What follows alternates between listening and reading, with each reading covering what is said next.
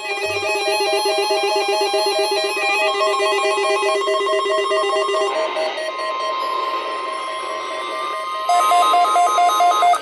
National Weather Service in San Diego has issued a required weekly test for the following areas in extreme southwestern California: Orange County, Riverside County, San Bernardino County, San Diego County, and the coastal waters from San Mateo Point to the Mexican border and out 60 nautical miles, including San Clemente Island. A test signal was broadcast to test the public warning system. The test is normally conducted between 10 a.m. and noon each Wednesday, weather permitting. The signal was also used to test the activation and emergency readiness of the Skywar network of radio operators.